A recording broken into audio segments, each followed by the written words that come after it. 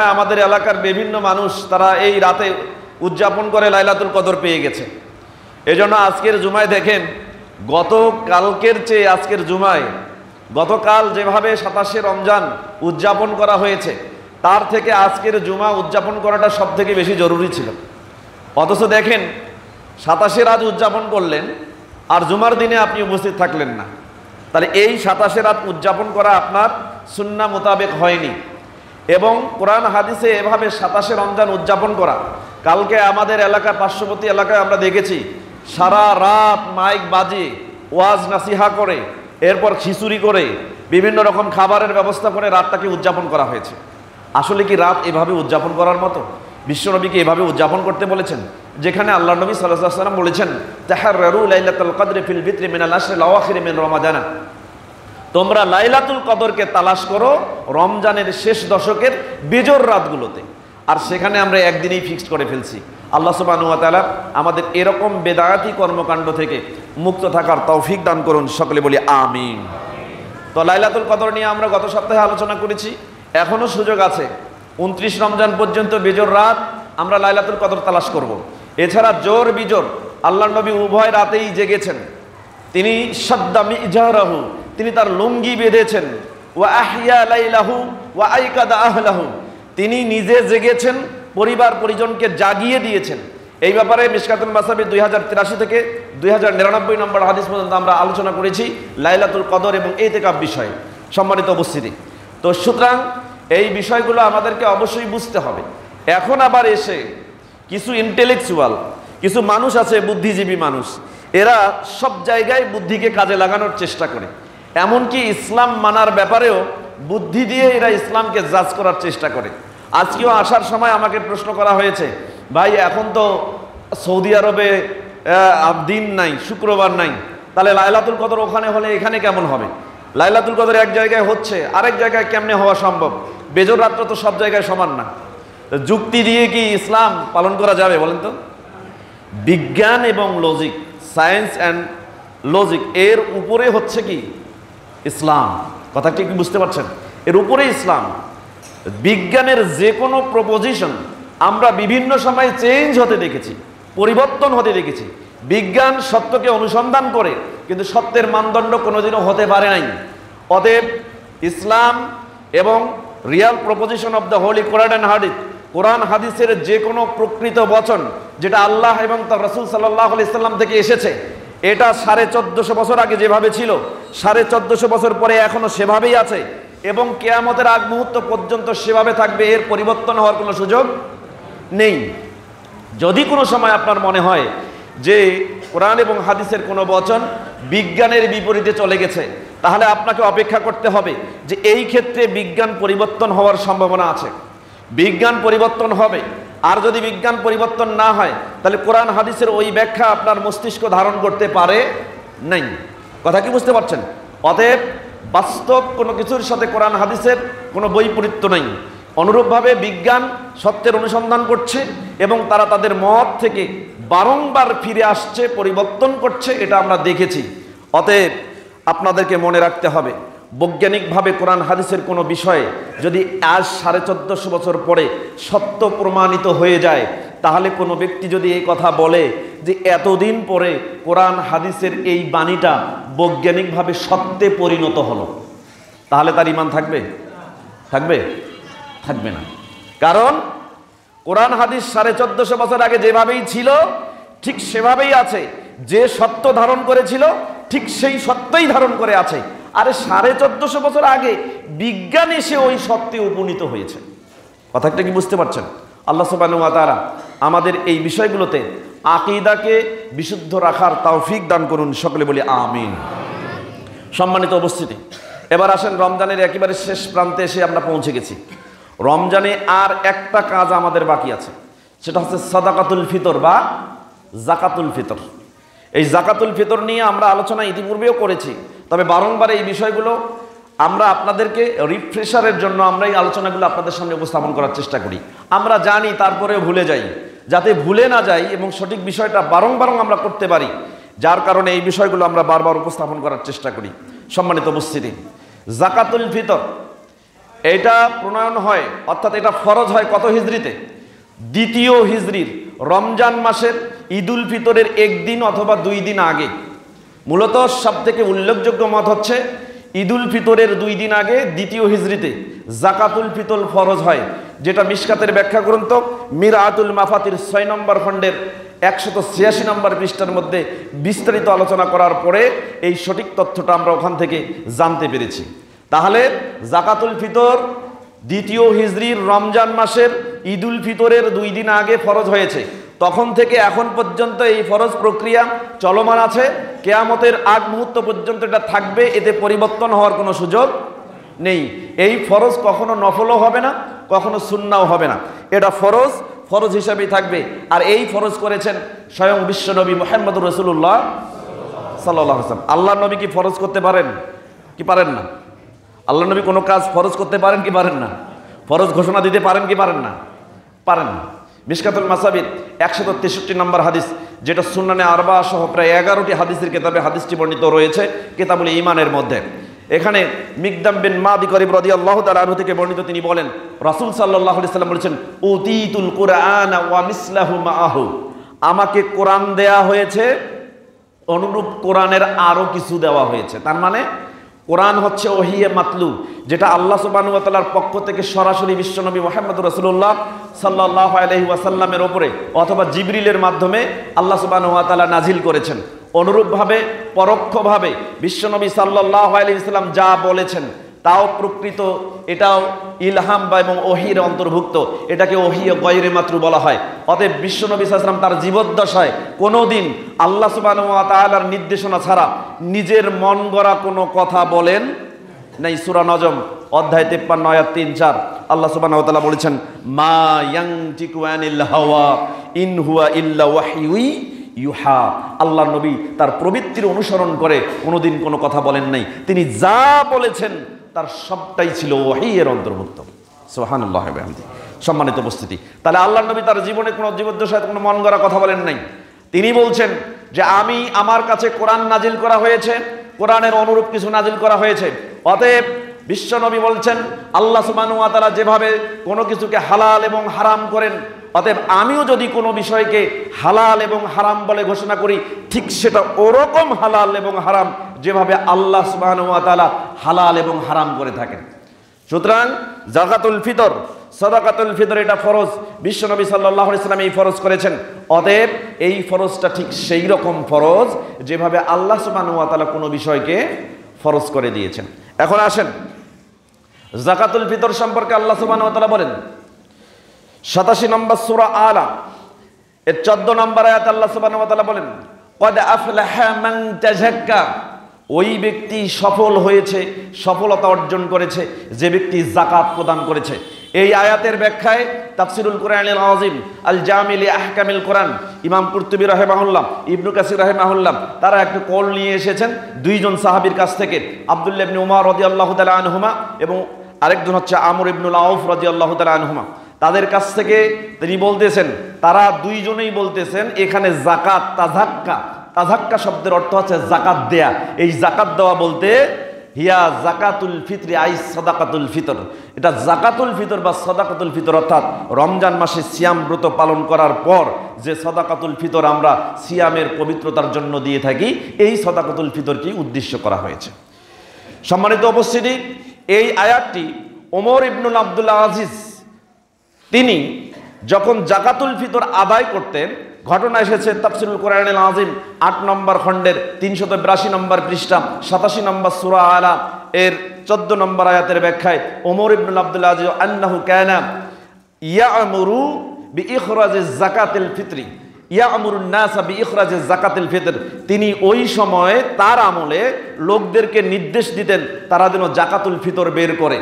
জাকাতুল ফিতর বের করার জন্য তিনি নির্দেশ দিতেন এবং সঙ্গে সঙ্গে ইয়াতলু হাযিহিল আয়া, তখন তিনি কোরআনুল কারীমের সূরা 87 নম্বর সূরা আলার 14 নম্বর আয়াতটা তেলাওয়াত করতেন, ক্বাদ আফলাহা মান তাযাক্কা, এই আয়াত পাঠ করতেন আর যাকাত প্রদানের নির্দেশ দিতেন।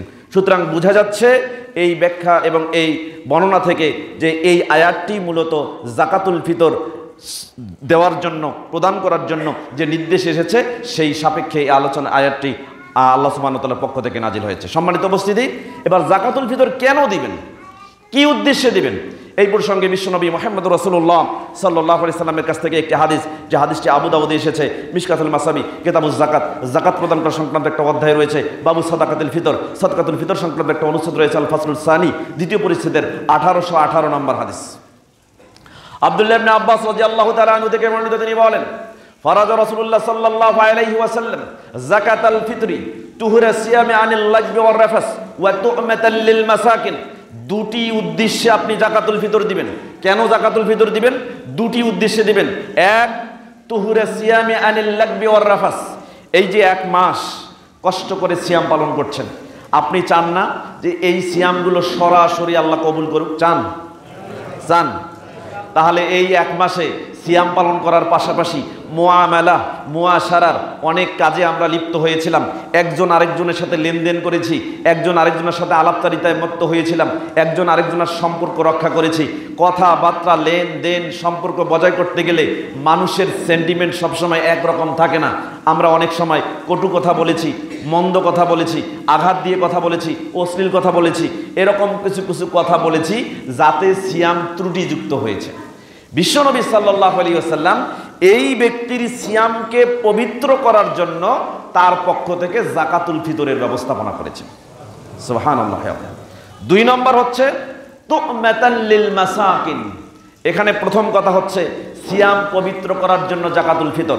তাহলে যে ব্যক্তি ত্রুটিই করে নেই, যে ব্যক্তি কোনো ভুলেই করে নেই, যে ব্যক্তি কোনো মিথ্যা কথাই বলে নেই, যে ব্যক্তি কোনো অশ্লীল কথাই বলে নেই, যে ব্যক্তি রমজান মাসে খুব সংযত হয়ে সিয়াম পালন করেছে, যে ব্যক্তি সব সময় রমজান মাসে সিয়াম পালনকালীন সময়ে নিজেকে খারাপ কাজ, খারাপ কথা, মন্দ কথা এবং প্রবৃত্তির চাহিদা থেকে বিরত রেখেছে, ওই ব্যক্তির তো কোনো ত্রুটিই নেই, তাহলে তাকেও কি যাকাতুল ফিতর দিতে হবে? চিন্তা করেন। তাহলে যে ব্যক্তি তার সিয়ামকে নষ্ট করেছে, ত্রুটিযুক্ত করেছে অথবা ত্রুটিযুক্ত করে নাই, উভয়ের জন্যই যাকাতুল ফিতর দিতে হবে। এটা হলো এক নম্বর কথা। দুই নম্বর তু'মাতাল লিল মাসাকিন। আমরা দেখি রমজান মাসে অনেকে সিয়াম পালন করে, অনেকে সিয়াম পালন করে না। তাহলে যারা সিয়াম পালন করে তাদের সিয়ামকে পবিত্র করার জন্য যদি যাকাতুল ফিতর দেওয়া হয়, তাহলে যারা সিয়াম পালন করে না তারা কি জন্য দিবে? তারা দিবে দুই নম্বর শর্ত, তু'মাতাল লিল মাসাকিন, মিসকিনের মুখে খাবার তুলে দেওয়ার জন্য।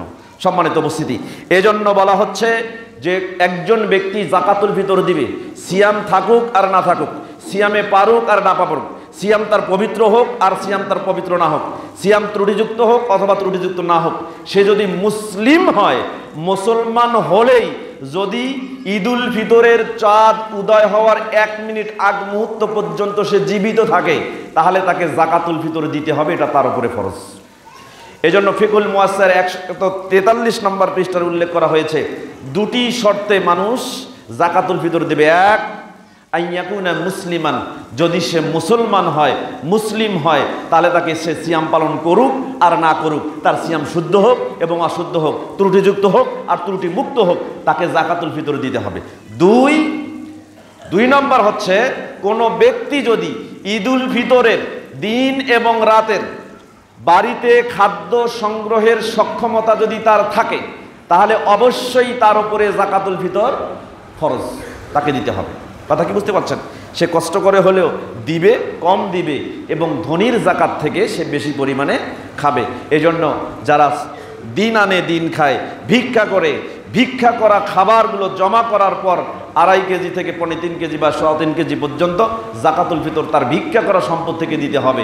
এজন্য ইবনু কুতাইবা রাহিমাহুল্লাহ সহিহ বুখারীর ব্যাখ্যা গ্রন্থ ফাতহুল বারী 3 নম্বর খণ্ডের 367 নম্বর পৃষ্ঠার মধ্যে তিনি উল্লেখ করেছেন যে এই যাকাতুল ফিতরটার উদ্দেশ্য হচ্ছে আল মুরাদু বিসাদাকাতিল ফিতর হিয়া যাকাতুল নুফুস।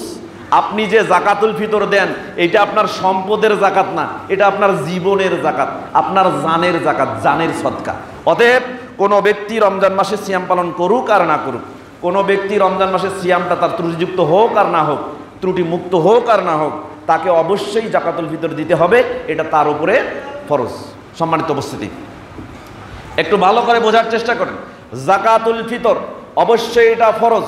কোনো ব্যক্তি যদি ঈদুল ফিতরের চাঁদ উদয় হওয়ার 1 মিনিট আগে তার সন্তান জন্মগ্রহণ করে, তাহলে ওই সন্তানের পক্ষ থেকে যাকাতুল ফিতর আদায় করতে হবে, এটা তার উপরে ফরজ। অনুরূপভাবে কোনো ব্যক্তি যদি ঈদুল ফিতরের চাঁদ উদয় হওয়ার 1 মিনিট আগে মৃত্যুবরণ করে, তাহলে তার উপরে যাকাতুল ফিতর ফরজ নয়। কথা কি বুঝতে পারছেন? তার মানে এটি ফরজ, এটি জানের সদকা।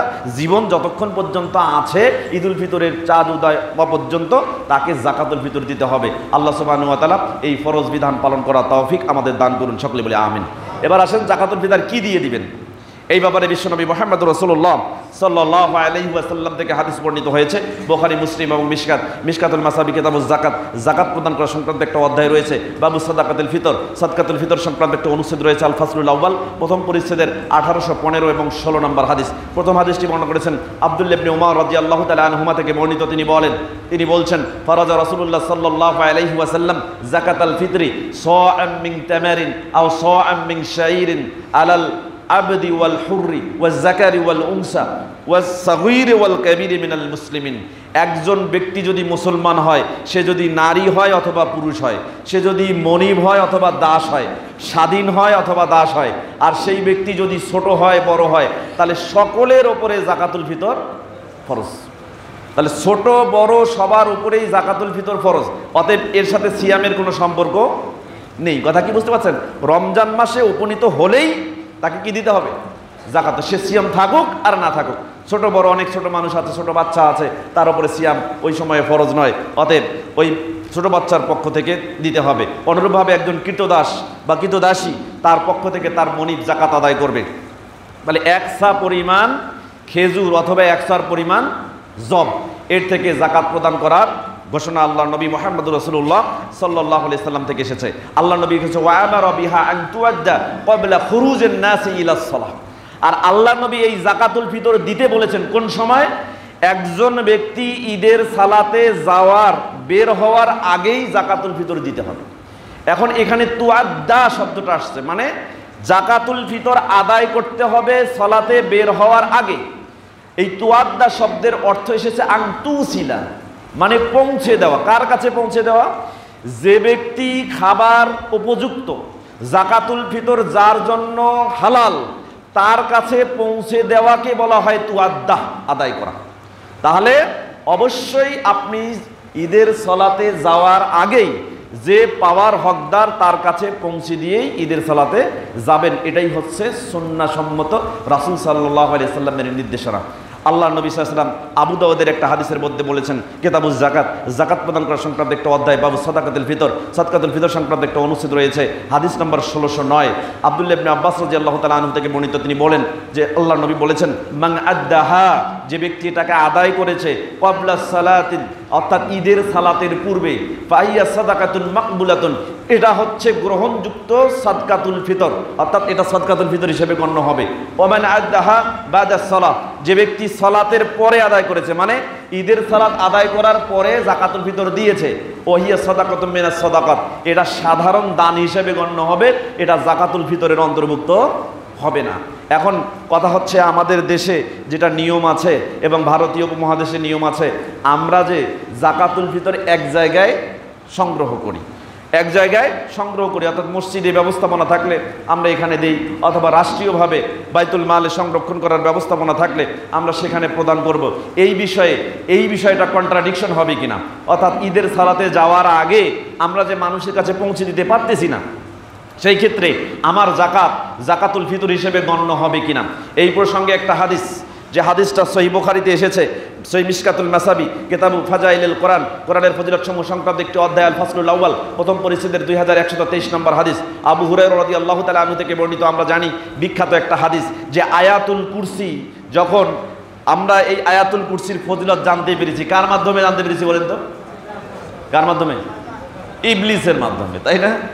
এই ইবলিস যাকাতুল ফিতর, আবু হুরায়রা তিনি বলতেছেন, অক্কালানি রাসূলুল্লাহ সাল্লাল্লাহু আলাইহি ওয়াসাল্লাম বিহিফজি যাকাতি রমাজানা, রমজান মাসের যাকাত, অর্থাৎ যাকাতুল ফিতর বা সাদকাতুল ফিতর, রমজান মাসে যেটা কালেকশন করা হতো, এটা পাহারা দেওয়ার জন্য আল্লাহর নবী মুহাম্মদুর রাসূলুল্লাহ সাল্লাল্লাহু আলাইহি ওয়াসাল্লাম আমাকে দায়িত্ব দিয়েছিলেন। আবু হুরায়রা বলছেন তাহলে বোঝা গেল জাকাতুল ফিতর কোনো নির্দিষ্ট জায়গায় একত্রিত করে তা পাহারা দেয়া যাবে। আর শয়তান কতদিন এসেছিল বলেন তো? কয়দিন? 3 দিন এসেছিল। তার মানে বোঝা গেল এই জাকাতের ফিতর বা জাকাতুল ফিতরের মালামাল সংরক্ষণ করার সময়সীমা ছিল কয়দিন? 3 দিন পর্যন্ত। তাহলে 3 দিন পর্যন্ত যদি হয়, ধরে নেন এটা ঈদের আগে, কতদিন আগে দিতে হবে এই ব্যাপারে একটা ব্যাখ্যা আসছে, যে ব্যাখ্যাটা সহিহ বুখারী কিতাবুজ যাকাত, জাকাত প্রদান করা সংক্রান্ত একটি অধ্যায় রয়েছে, বাবু সাদাকাতুল ফিতর, সাদকাতুল ফিতর সংক্রান্ত একটি অনুচ্ছেদের 1511 নম্বর হাদিস, যেখানে তালিকাতে বর্ণনা করা হয়েছে আব্দুল্লাহ ইবনে উমর রাদিয়াল্লাহু তাআলা আনহুমা ওয়া কানা ইউআদ্দিহা ওয়া কানা ইউতিহা আল্লাযিনা ইয়াকবালুনাহু। আব্দুল্লাহ ইবনে উমর রাদিয়াল্লাহু তাআলা আনহু যাকাতুল ফিতর তিনি প্রদান করতেন যারা গ্রহণ করত তার নিকটে। ওয়া কানু ইউতুনা ক্বাবলাল ফিতরি বিয়াউমিন আও ইয়াউমাইন। আর যারা আব্দুল্লাহ ইবনে উমর রাদিয়াল্লাহু তাআলা আনহুর কাছ থেকে যাকাত গ্রহণ করতেন তারা ঈদের 1 দিন অথবা 2 দিন আগে গ্রহণ করতেন। তাহলে বোঝা গেল যাকাতুল ফিতর দিতে হবে ঈদের 1 দিন অথবা 2 দিন। এটাই সব থেকে স্পষ্ট বর্ণনা। কিন্তু আমরা আমি গত পরশু দিনও দেখলাম 25 রমজান কোনো এক মসজিদের মাইকে ডাক দিয়ে বলা হচ্ছে আপনারা আপনাদের জাকাতুল ফিতর টাকা মসজিদে পৌঁছায় দেন নিজ দায়িত্বে। যে সকল মসজিদে এরকম টাকা চেয়ে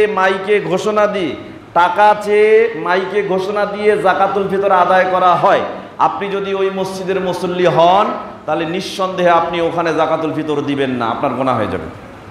কথা কি বুঝতে পারছেন? এর থেকে বিরত থাকতে হবে। কোনো ব্যক্তির ইখতিয়ার নাই, তাকে ইখতিয়ার দেওয়া হয়নি 2 দিন 3 দিন 4 দিন 5 দিন আগে, কারণ ও জানে না যে ঈদুল ফিতরের চাঁদ উদয় হওয়ার 1 মিনিট আগ মুহূর্তে পর্যন্ত যদি কোনো ব্যক্তি জীবিত থাকে আর 1 মিনিট আগে যদি মৃত্যুবরণ করে তাহলে ওখানে ফয়সালা হয়ে যাবে তার উপরে জাকাতুল ফিতর দেয়া ওয়াজিব কি না। কথা কি বুঝতে পারছেন? অতএব আমরা নির্ধারিত সময় রাসূলের সুন্নাহ মোতাবেক সাহাবায়ে কেরামের আমল অনুযায়ী যথাযথ সময়ে জাকাতুল ফিতর দেওয়ার চেষ্টা করব। অগ্রিম ঘোষণা দিয়ে জাকাতুল ফিতর আদায় করা যাবে না। এটা সম্পূর্ণ বেদাতি একটি প্রক্রিয়া। এই প্রক্রিয়া থেকে আমাদেরকে বেরিয়ে আসতে হবে। আল্লাহ সেই তৌফিক আমাদের দান করুন, সকলে বলি আমিন। সম্মানিত উপস্থিতি, তাহলে 1 দিন অথবা 2 দিন আগে সংরক্ষণের জন্য জাকাতুল ফিতর দিবেন। তাহলে এখানে প্রথম কথা হচ্ছে জাকাতুল ফিতর দিব। আল্লাহ রাসূলের হাদিস থেকে 2 প্রকারের খাবারের কথা জানলাম, এক হচ্ছে জব আর একটা হচ্ছে খেজুর। আর আমরা কি দিয়ে দিব এই প্রসঙ্গে মিশকাতুল মাসাবিদ 1816 নম্বর হাদিস, যেখানে আবু সাঈদ আল খুদরি রাদিয়াল্লাহু তাআলা আনহু বলছেন যে কুন্না নুখরিজু যাকাতাল ফিতরি সাআম মিন তুআমিন ওয়া সাআম মিন শাঈরিন ওয়া সাআম মিন তামারিন ওয়া সাআম মিন আকিতিন ওয়া সাআম মিন জাবিব। এখানে 6টি কথা এসেছে, তার মধ্যে একটা এসেছে সাআম মিন তুআম, খাদ্যদ্রব্য থেকে যাকাত দিতে হবে। এবার বলেন তো আমরা কি দিয়ে যাকাত দেব? কি দিয়ে? খাদ্যদ্রব্য, তাই না? এখন আমাদের খাদ্য কি? চিন্তা করেন, আমাদের খাদ্য চাল। আসলে কি চাল খাদ্য আমাদের? এই কথাগুলো অনেকেই বলে থাকে যে আল্লাহ নবী এই কথা বললেন আরবে। আরবের ভাষা ছিল কি? আরবি। আরবের যারা প্রধান খাদ্য খেত তাদের খাদ্যকে আরবিতে বলা হয় তোয়াম। কি বলা হয়? তোয়াম। তো তিনি বলছেন আবু সাঈদ আল খুদরি রাদিয়াল্লাহু তাআলা আনহু কুন্না নুখরিজু সাআম মিন তুআমিন, আমরা রাসূলের যুগে বের করতাম জাকাতুল ফিতর 1 সা খাদ্যদ্রব্য। এই জন্য তোয়াম এই শব্দটার ব্যাখ্যা বুঝতে হবে। Dictionary of modern right in Arabic 560 নম্বর পৃষ্ঠা 2 নম্বর কলামের 1 নম্বর শব্দ হচ্ছে তোয়াম। এখানে বলা হয়েছে to go on a hanger strike, আপনার ক্ষুধা লাগলে ক্ষুধা নিবারণের জন্য যে খাবার খান এটার নাম হচ্ছে তোয়াম। তাহলে ক্ষুধা লাগলে বাংলাদেশের মানুষ কি খায় বলেন তো? কি খায়? যাই খান আর তাই খান, ক্ষুধা নিবারের জন্য প্রতিদিন যা খান এটার নাম তোয়াম। এটা স্টেবল ফুড, প্রধান খাদ্য। দেখেন একটা সূরা আছে 107 নম্বর সূরা, 107 নম্বর সূরা, আরাইতাল্লাযী ইউকাযযিবু বিদ্দিন ফাযালিকাল্লাযী ইয়াদউল ইয়াতীম ওয়ালা ইয়াহুদ্দু আলা তুআমিল মিসকিন। কোরআনের বিধান নির্দিষ্ট জায়গায় না কোরআনের বিধান সার্বজনীন? কোরআনের বিধান সার্বজনীন, সর্বকালের, সব যুগের, সব সময়ের, সবক্ষণ, সব মুহূর্তের এবং সব এলাকার মানুষের জন্য কোরআনের বিধান। তো আল্লাহ সুবহানাহু ওয়া তাআলা বলছেন যে তাদেরকে তুমি কি চেনো? তাদেরকে দেখেছো যারা মিথ্যা প্রতিপন্ন করে কিয়ামত দিবস সম্পর্কে। আরাইতাল্লাযী ইউকাযযিবু বিদ্দিন ফাযালিকাল্লাযী ইয়াদউল ইয়াতীম, তারা ইতিমকে গলা ধাক্কা দেয় এবং তারা ইতিমদেরকে খাদ্য দিতে উৎসাহ প্রদান করে না। বলেন তো এই ইতিম কোন দেশের? সৌদি আরবের না বাংলাদেশের? কোন দেশের? তাহলে সারা পৃথিবীর ইতিমের জন্য এই বিধান না? যদি সারা পৃথিবীর ইতিমের জন্য এই বিধান হয়, তাহলে সারা পৃথিবীর ইতিমের প্রধান খাদ্য তাআমুল মিসকিন কি এক না আলাদা আলাদা? চিন্তা করেন। তাহলে বাংলাদেশের তাআমুল মিসকিন হচ্ছে কি? কি বলেন? প্রধান খাদ্য কি? চাল। তাহলে আমরা কি দিয়ে দিব? অবশ্যই চাল দিয়ে দিব। চাল দিয়েই ফিতরা দিতে হবে। যেহেতু চাল কিনে খান, অতএব চাল কিনেই আপনাকে ফিতরা দিতে হবে। টাকা দিয়ে ফিতরা আদায় করলে ফিতরা আদায় হবে না, এর থেকে বিরত থাকতে হবে। যদিও মুসান্নাফি ইবনে আবি শাইবা 10,486 থেকে 10,464 থেকে 68 নম্বর হাদিস, এখানে 4টা হাদিস আছে যে হাদিসগুলো তাবিদের আমলে আমরা কিছু দেখি যে খাদ্যদ্রব্যের পরিবর্তে নগদ অর্থ দিয়ে যাকাত আদায় করতেন, যে আর সনদ সম্পর্কে এখন পর্যন্ত কোনো সত্যতা পাওয়া যায় নাই।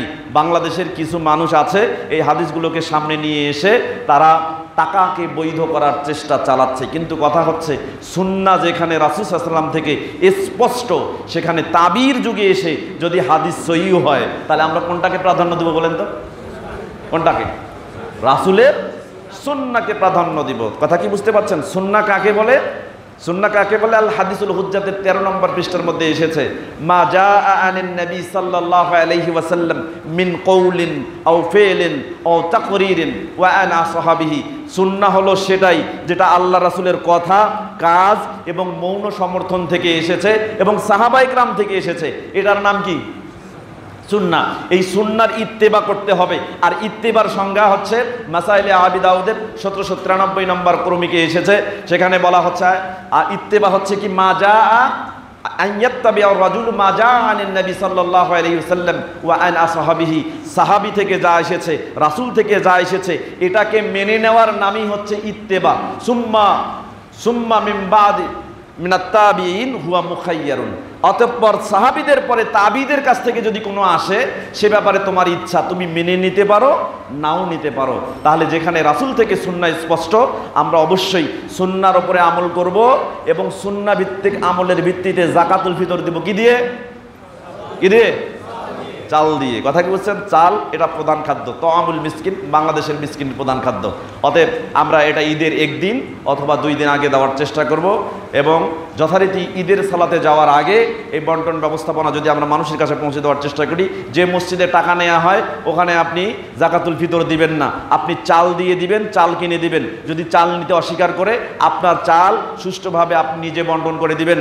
আপনি সুন্নাহর নিকটবর্তী আছেন, মসজিদ সামগ্রিক সমস্ত জামাতের লোক এক হয়ে যদি সুন্নাহর বিপক্ষে যায়, আপনি একাই সুন্নাহর রাস্তায় থাকবেন। সিলসিলা হাদিসের 484 নম্বর হাদিসের মধ্যে এসেছে, ওই ক্ষেত্রে গোটা জামাতের বিপক্ষে গিয়েও আপনি 50 জন শহীদের মর্যাদা পেয়ে যাবেন। আল্লাহ সুবহানাহু ওয়া তাআলা আমাদেরকে সুন্নাহ মোতাবেক আমল করার তৌফিক দান করুন, সকলে বলি আমিন। তাহলে যাকাতুল ফিতর নিয়ে আর কোনো কথা নেই, আমরা অবশ্যই খাদ্যদ্রব্য থেকে দিব। যদি কোনো মসজিদে সুষ্ঠু বন্টন ব্যবস্থাপনা থাকে, তাহলে সেখানে জমা করে সামগ্রিকভাবে গোটা জামাতে যদি একজন মিসকিন হয়, সমগ্র জামাতের সবগুলো কালেকশন এক করে একজন মিসকিনকে দিয়ে দিবেন। আর যদি একজন জাকাতদাতা সদকাতুল ফিতর দাতার যদি একজন না খেয়ে শুধু জাকাতুল ফিতর দেয়, তাহলে একটা পাওয়ার হকদার যদি গোটা জামাতবাসী হয়, তাহলে একজনেরটাই ছোটা জামাতবাসীকে ভাগ করে দেওয়া যাবে। কথা কি বুঝতে পারছেন? তাহলে এই ক্ষেত্রে নিয়ম হচ্ছে কি, যে খাওয়ার উপযুক্ত তার কাছেই পৌঁছে দিবেন। অবশ্যই ঈদের সালাতে যাওয়ার আগে সুষ্ঠুভাবে এই যাকাতুল ফিতর, যেহেতু যাকাত আপনার সিয়ামকে পবিত্র করার দায়িত্ব আপনার নিজের, অতএব আপনি নিজ দায়িত্বে এটা যেখানে পৌঁছে দেওয়ার সেখানে পৌঁছায় দিবেন। কারো উপর ডিপেন্ড করবেন না, নির্ভর করবেন না। আল্লাহ সুবহানাহু ওয়া তাআলা আমাদের সকলকে সিয়াম পবিত্র করে রাখার তৌফিক দান করুন, সকলে বলে আমিন।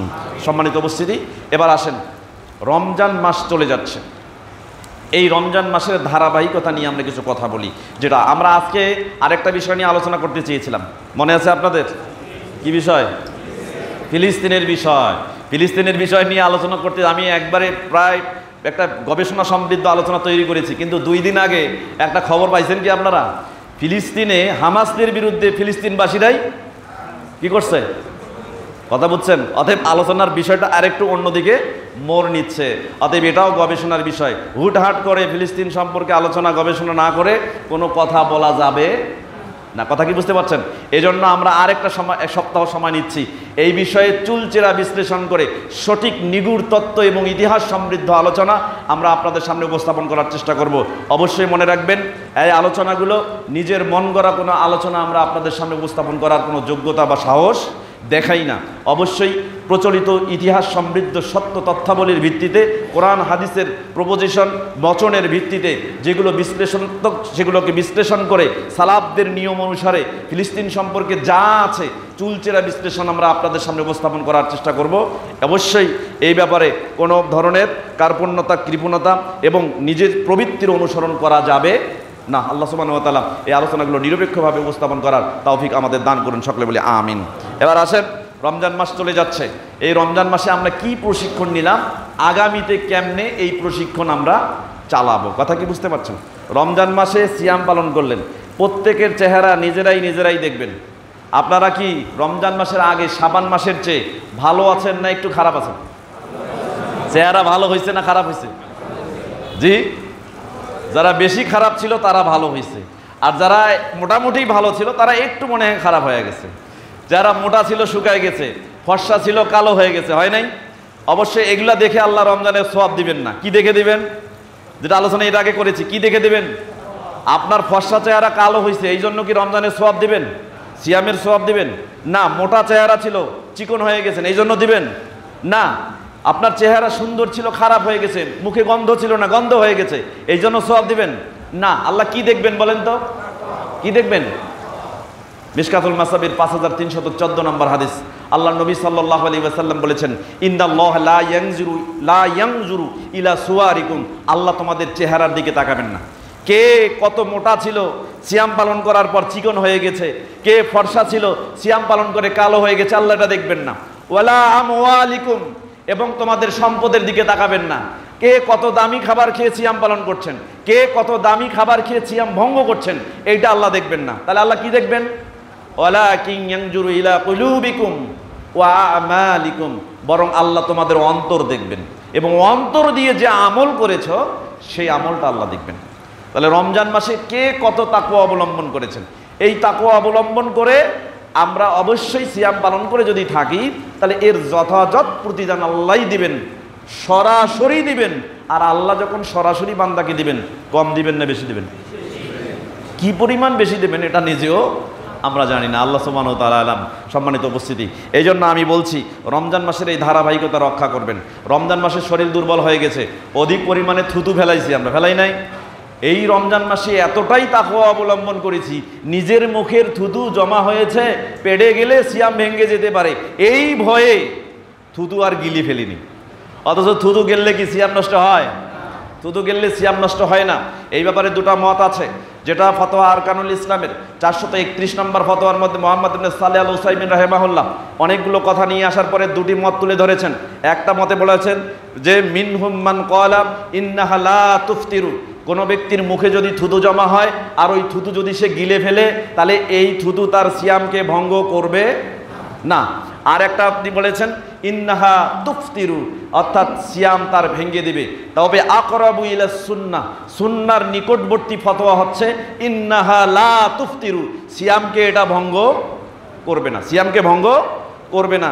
যেটা হাদিস আজকে গবেষণা করে বিজ্ঞান এই সিদ্ধান্তে উপনীত হয়েছে যে কোনো ব্যক্তি যদি থুতু নিক্ষেপ করে, অনাবর্ত থুতু নিক্ষেপ করে, থুতু কোথা থেকে আসে জানেন?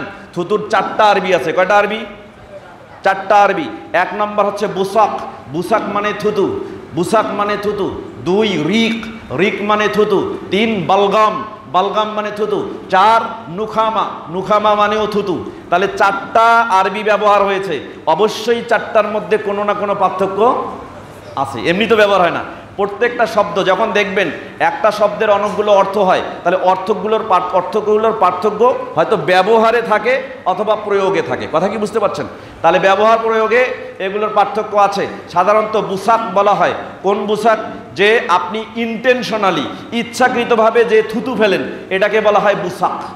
খুব দ্রুত সবেগে থুতু ফেলি, আমরা অনেক সময় ফেলি না, এটাকে বলা হয় রিক। এরপরে বালগাম, পেট খালি থাকার কারণে অথবা পেট ভরা থাকার কারণে অটোমেটিক কিছু লালা গ্রন্থি থেকে এনজাইম, এক জাতীয় এক ধরনের টায়ালিন, এটা আমাদের মুখে এসে জমা হয়। অর্থাৎ আমাদের যে থুতুটা পেট খালি থাকার কারণে, পেট ভরা থাকার কারণে মুখে এসে যায়, এর নাম হচ্ছে বালগাম। এর নাম কি? বালগাম। আরেকটা হচ্ছে নুখামা। অনেক সময় থুতু ফেলি, থুতুর মধ্যে ঘাগরা থাকে, থুতুর মধ্যে স্লামা থাকে, থাকে না, ঘাগরা জাতীয় থুতু, এটাকে আরবিতে বলা হয় নুখামা।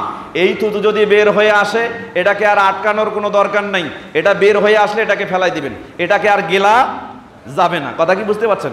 এরপরে দেখেন বালগাম, আমরা যে সিয়াম ব্রত পালন করি, সিয়াম ব্রত পালন করার কারণে দীর্ঘ সময় পেট খালি থাকে, এই জন্য বালগাম অর্থাৎ লালা গ্রন্থি থেকে নিঃসৃত এক ধরনের এনজাইম, যে এনজাইমকে বলা হয় টায়ালিন, এটা থুতুর সাথে নিক্ষিপ্ত হলে অনেক সময় শক্ত জাতীয় যে শর্করা খাবারগুলো আমরা পেটে ধারণ করি, অধিক পরিমাণে টায়ালিন নিঃসৃত হলে সেই শক্ত শর্করা জাতীয় খাবারগুলো হজম করা সম্ভব হয় না। এজন্য বিজ্ঞান বলেছে যে ব্যক্তি অধিক পরিমাণে থুতু ফেলে, অধিক পরিমাণে টায়ালিন তার থেকে নিঃসৃত হয়ে যায়, অতএব খাবার হজম হয় না, শক্ত খাবারগুলো হজম হয় না শর্করা জাতীয়, ফলে কি হয়ে যায়, কোষ্ঠকাঠিন্যতে ভোগে, পায়খানা ক্লিয়ার হয় না, ভালো করে বাথরুম হয় না। আপনারা দেখেন যারা রমজানে সিয়াম পালন করে অধিক পরিমাণে থুতু ফেলেন, একটা সময় গিয়ে ইফতার করার পরে দেখবেন ভালো করে বাথরুম টয়লেট ক্লিয়ার হয় না।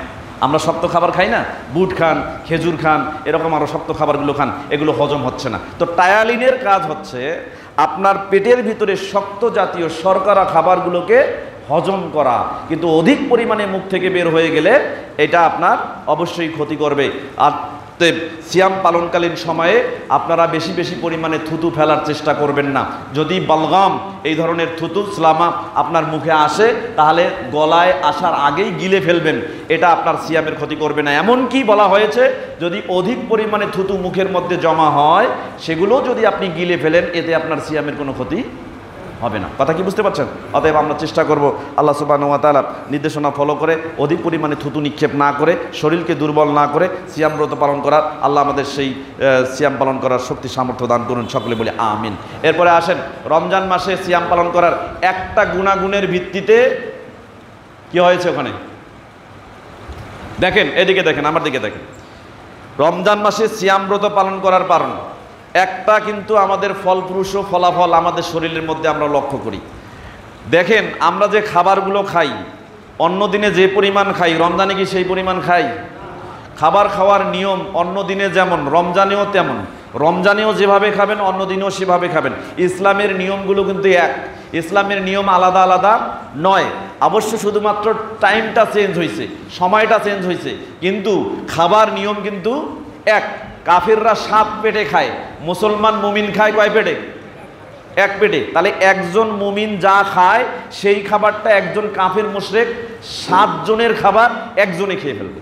এই দেখেন একটা হাদিস দেখেন, যে হাদিসটা আসছে সহিহ মুসলিম, বুখারী এবং মিশকাতুল মাসাবি কিতাবুল আতইমা, খাবার খাওয়া সংক্রান্ত একটা অধ্যায় রয়েছে, আল ফাসলুল আউয়াল, প্রথম পরিচ্ছেদের 4173 নম্বর হাদিস। হাদিসটি আবু হুরায়রা রাদিয়াল্লাহু তাআলা আনহু থেকে বর্ণিত। তিনি বলেন রাসূল সাল্লাল্লাহু আলাইহি সাল্লামের কাছে একজন ব্যক্তি একটা নালিশ নিয়ে আসলেন। নালিশটা কি জানেন?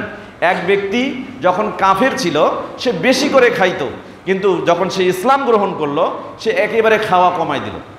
তো এই লোকটা যখন আসলামা আকালা কলিলান, কম খাওয়া শুরু করলো ইসলাম গ্রহণ করার পর, তো এই লোকটার এই আচরণ মানুষের কাছে আশ্চর্যজনক মনে হলো। সেই লোকটার জন্য একজন ব্যক্তি আল্লাহ নবীকে এসে বলছে, ইয়া রাসূলুল্লাহ, এই লোকটা যখন ইসলাম গ্রহণ করেছিল, ইসলাম গ্রহণ করার আগে এত খেত, আমরা আফসোস করতাম তার খাওয়া দেখে, এখন ইসলাম গ্রহণ করার পর সে খুব কম খায়। আল্লাহ নবী সাল্লাল্লাহু আলাইহি ওয়াসাল্লাম বললেন, ইন্নাল মুমিনা ইয়াকুলু ফি মিআ ওয়াহিদিন, একজন মুমিন 1 পেটে খায়। কয় পেটে? ওয়া ইয়াকুলুল কাফিরু ফি সাবআতি আমাইন, একজন কাফের 7 জনের খাবার একাই খেয়ে নেয়। তাহলে দেখেন একজন মুমিনের খাবার হবে কম না বেশি? কম না বেশি? রমজান মাস আসলে বোঝা যায় না, কম না বেশি? কম। তো আল্লাহ নবী সাল্লাল্লাহু আলাইহি ওয়াসাল্লাম তিরমিজির 2380 নম্বর হাদিসের মধ্যে বলছেন যে তোমাদের খেতেই হয় ওয়াইন কানা লা মাহালাতা, যদি তোমাদেরকে খেতেই হয় তাহলে তোমরা এইভাবে খাও, ফাসুলুসুন লিতাআমিহি ওয়া সুলুসুন লিশরাবিহি ওয়া সুলুসুন লিনাফসিহি, যদি তোমাদেরকে খেতেই হয় তাহলে 1 ভাগ খাবার খাও, 1 ভাগ পানি পান করো, আর 1 ভাগ শ্বাস প্রশ্বাসের জন্য ফাঁকা রাখো। কথা কি বুঝতে পারছেন? তাহলে এই দেখেন, রমজান মাস আসলে আমরা যে পরিমাণ খাবারটা খাই অটোমেটিক কিন্তু এই ডাইজেশনে আমরা কিন্তু পৌঁছে গেছি। সেটা হচ্ছে কি, আমরা খাবার খাই, সিয়ামব্রত পালন করার পরে পানি পরিমাণটা একটু বেশি খাই। যে পানির পরিমাণটা যদি আপনি রেশিও করেন তাহলে আমাদের খাবারের পরিমাণ পানির পরিমাণ কিন্তু সমান হয়ে যায়। তাহলে রমজান মাসে আপনি 1 ভাগ খান, 1 ভাগ পানি পান করেন, 1 ভাগ অটোমেটিক আমাদের ফাঁকা থাকে। ঠিক এই রমজানের শিক্ষাটা যদি আপনি অন্য দিনে করেন, অধিক খাবার খেলে যে সমস্যাগুলো হয়, অধিক খাবার খেলে যে সমস্যাগুলো হয় আপনারা জানেন যে সাধারণত বর্তমান সময়ে ছেলেরা, ইয়াং জেনারেশন যারা যুবক যুবতী, এরা দেখবেন বিভিন্ন জায়গায় বিভিন্ন প্রকার গোবর বা খাবার খায়। রিচ ডিশেস, ভালো ভালো খাবার খাওয়ার জন্য যেমন ভাবির হোটেলে যায়, চাচার হোটেলে যায়, কাউনিয়ায় মা হোটেলে যায়, বাবা হোটেলে যায়, এরকম কত হোটেল আছে এদের খাওয়ার জন্য। কিছুদিন পরে দেখা যায় ছেলেটা খাইতে খাইতে খাইতে খাইতে বিভিন্ন কারণে কোনো না কোনো হঠাৎ করে দেখা যায়, সংবাদ শোনা যায় ছেলেটা আর নাই, হার্ট অ্যাটাক করছে। এটাকে বলা হয় টেকিকার্ডিয়া। টেকিকার্ডিয়া, আপনারা জানেন যে আমাদের হৃৎপিণ্ডের প্যালপিটেশন এটা মিনিটে 72 বার প্যালপিট করে, 72 বার এটা বিট করে। 72 বার বিট করলে এর কম করতে পারে, হয়তো বয়সের তারতম্যের ক্ষেত্রে 72 থেকে কমতে কমতে 50-55 পর্যন্ত আসতে পারে।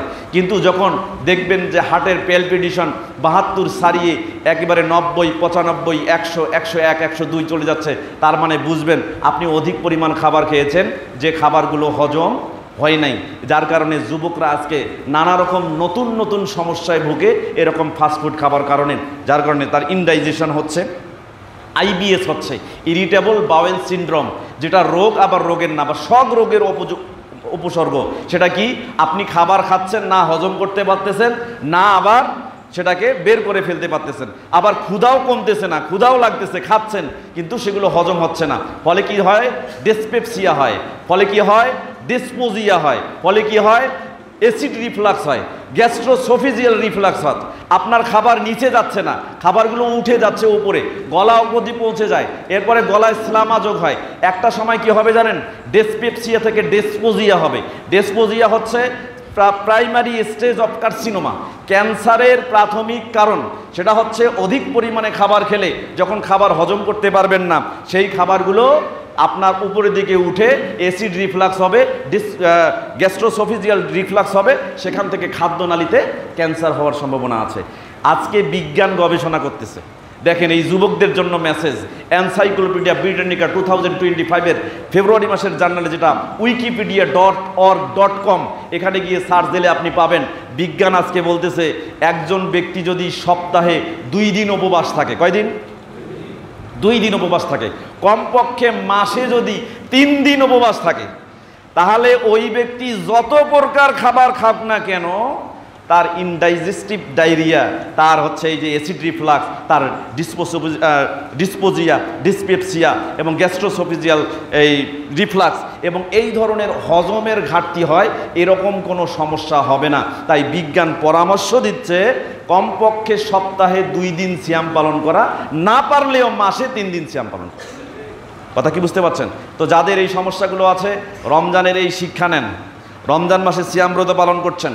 আল্লাহ নবী মুহাম্মদ রাসূলুল্লাহ সাল্লাল্লাহু আলাইহি ওয়াসাল্লাম, সহিহ বুখারীতে হাদিস আসছে, মিশকাতুল মাসাবি কিতাবুস সাওমের 2044 নম্বর হাদিসের মধ্যে এসেছে, আল্লাহ নবী বলেছেন যে সালাসু ফি কুল্লি শাহরিন, প্রত্যেক মাসে 3 দিন সিয়াম ব্রত পালন করা।